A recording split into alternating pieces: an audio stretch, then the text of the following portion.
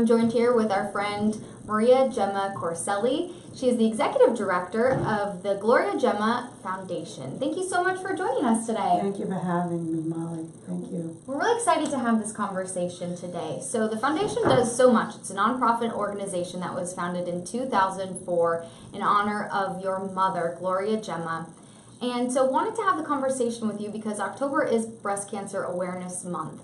And things are kind of winding down. October, the month itself, is winding down. And there has been a lot of celebration, a lot of awareness made, but it's not over, right? It's just beginning. It's just beginning. Cancer doesn't belong in a month. It really doesn't, any kind of cancer. And I think if you speak to anyone who's been touched by cancer, cancer happens 365 days a year. And months are used historically as awareness, and we certainly do that, but the reality is that we're there every day, every month, to help people going through any kind of cancer. I think that's a critical point you make, and you said that just a moment ago, that, cancer just shows up any time of year. It doesn't just show up in the month of October. Exactly. So that's why we wanted to have a conversation with you, not only to see how the month went, and it's very busy the month, and you do such great work with Flames of Hope, and it's really exciting, and it gives people an opportunity to celebrate victories and to offer people a lot of support. So it's really great. October is a great month. But also to talk about what happens next. So I was excited to have this conversation with you. Let's talk a little bit about what's been happening for the month of October. Let's talk about Flames of Hope and what participation was like for you this year. So the event itself went wonderfully. The weather cooperated, and we had 3 days of activities, whether it be education, the awareness piece, which was at the water fire, and the Run Walk series, which is our largest fundraiser of the year.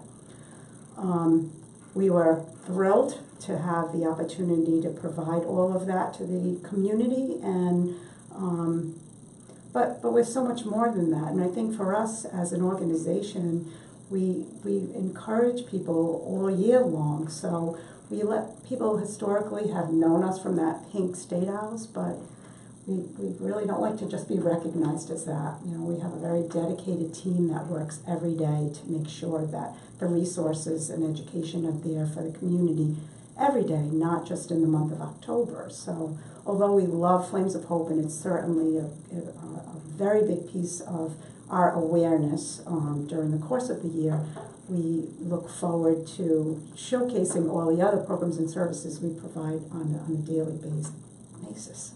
I think that's so critical to talk about because, the Pink State House is a bold statement and it catches people's attention, but it's what happens those other days of the year. So let's talk about that, because I think it is important to think about people. You feel the support and you feel all this love, but then, November comes around and there's all this buildup, and then it's almost like, okay, now what happens next? So let's talk about some of those programs. Something that I think is pretty incredible, you have Gloria's Angels, something that, I was reading about, and I think this is such a fantastic program. Let's talk a little bit about Gloria's Angels, and then we can go into some of the other programs that you provide year-round. So Gloria's Angels, a big piece of Gloria's Angels, and there are several pieces, but a big piece of Gloria's Angels is the food delivery program. And that was created to bring nutritious meals into the homes of families who have a loved one going through cancer. The program itself was created so that we have a staff member or 2 staff members that go into the home and deliver meals, so that if there are other resources that family needs, they're able to kind of look around and check out what else we can do to help provide support to that family. So it's more than just that nutritious meal if mom can't get off the couch, if mom's feeling guilty about not feeling well enough to cook for her family, but also our organization having the ability to say, what else can we provide for this family? What other resources can we provide for them? We really love the ability to kind of come in and feed as an Italian, but it's so much more than that. That's not seen with that, Just even, I would think from a standpoint of having someone that not only can you count on to bring a nutritious meal that has the background and the knowledge of these are nutrients that you need, but maybe having someone to talk to, someone to take your kids outside, give someone a ride somewhere. I mean, those extra things that you need. A lot of what happens with the Gloria's Angels program is Jane, one of our staff, and her husband, actually, who's also on staff, deliver the meals. And they're able to sit down with the family, whether it be that maybe it's just the husband, maybe the wife is sick on the couch, sick in bed, and really be able to showcase, as Jane's a survivor as well, and her husband's going through with her. So just to come from a place that understands, what that feels like. And then look, connecting with the children. In many cases, they connect in a way where even after the meal delivery is done, they're back there, during Christmas time, making gingerbread houses or buying gifts for the children. It's just a really nice way for our organization to really look at what resources the community needs and provide them. It's not cookie cutter for everyone. It's different for all families, and we don't like, and no one would like, to be able to be treated the same way as everyone else when the support is unique and it's needed in a different way for every family. So we look at that, and as an organization, we try to fill those voids with what does your family need, or what does that family need, and how can we best help them with what we have. So we're thrilled to be able to do that as one of the programs we offer, but it could have easily been done by food being delivered. There's certainly a lot of places that deliver meals. Yeah, you can use an app. But we chose to take a different route and really connect with the family in a very individual way, and sometimes that's the first connection they have to us.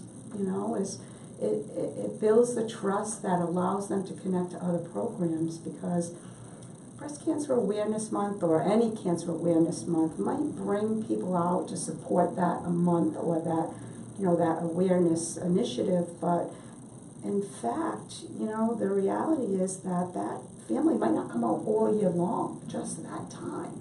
And the resources are needed for them all year long. So we want to break that barrier that stops them and makes them feel more comfortable. And this is a way to do that. I find that really interesting and pretty remarkable, the fact that maybe you might see this influx of people who need services, who need support. They're coming out during that month, but then maybe isolating themselves from the services and support that they need year-round. Right. So something like Gloria's Angels, being able to make those contacts, make those connections, right, those personal connections, gives them an opportunity to be able to talk, be able to trust, which is crucial when you're going through something so very personal. Absolutely. And can get beyond personal when you're dealing with an illness such as breast cancer. Let's talk a little bit about some of the other programs and some of the other services out there. Holistic approach is something that you also focus on. Talk a little bit about that and why you think that's meaningful. A lot of what we do, all of what we do looks at the healing of mind, body, spirit. So what we believe in, certainly what I learned as a person who went through it myself with my mom, when someone goes through a life-altering disease, they're never the same person. The medical community does a phenomenal job of keeping people alive, thankfully. And I know that hopefully the goal is that one day that, there'll be a cure and everyone will live. But what's missed is the fact that that person's never the same person anymore. That whole trauma of going through that, the light flashing before your eyes, and the ability to kind of refocus on the world or your day-to-day without being afraid. Without living in that fear of when the next ball will drop. I think that's the piece that the holistic approach looks at, that spirit that's been crushed, or that healing psychologically. So everything that we do looks at developing that again, recapturing that happiness, that joy to live. You know, none of us are going to be here forever. It's very We true. certainly talk about that. And no one knows when tomorrow, you know, will be your last day, or if today will be your last day. So why not look at living today to be the best day that you can? And I think that when I always tell people, if we can get you into our programs and services, if we can get you to connect, then we can make a difference. We can help you. I know we can help you. And it really is because we can capture that spirit again. We can help them to enjoy their life. And in many times, many circumstances, we are teaching them how to really enjoy their life for the first time, because they might have been going through the motions of life, but not truly living, existing, you know, which a lot of us do. So, and I think that it's important that it's not just services for people who have the diagnosis of breast cancer. You offer services for families. the whole family. Yeah, I mean, I think that's just as important, because you have to, it impacts everyone involved. It impacts everyone. Well, that's certainly how it started for us. Yeah. I mean, you know, I'm one of 9 siblings, and for us as a family, even with 9, even with 8 other brothers and sisters, it became very difficult for each one of us to be able to handle our mother's diagnosis. It was extremely emotional, and some people were in better places than others. Not that anyone was in a good place. Some days were easier than others. Some people could go to treatment with her, and some people couldn't go to treatment with her. Some people could handle the care day to day, and some people ran away from it. And that's very much the same thing, you know.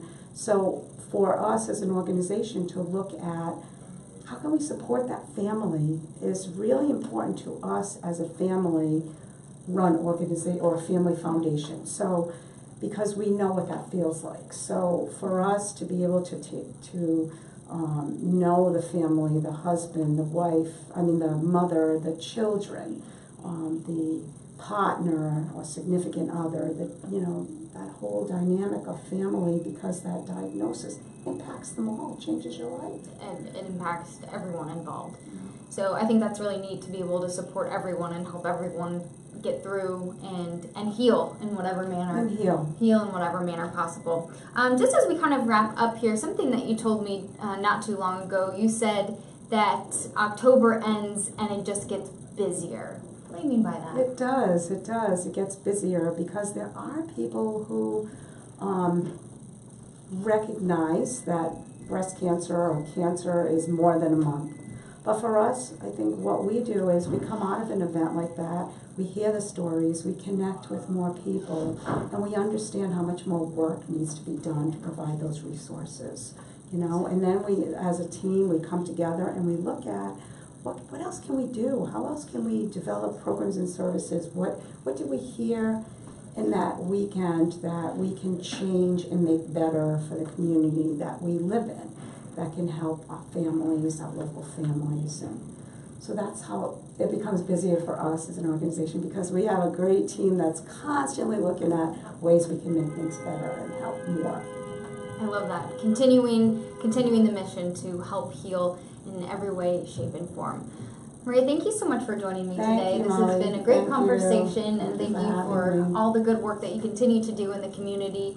And look forward. October isn't over yet, so it's still a couple of things happening. So we'll make sure to put a link on our webpage, golocalprop.com. So thank you again for all the great work. Thank you for joining me today. A pleasure chatting with you as always. Everyone, hang tight as we get set up for our next guest here on Go Local Live.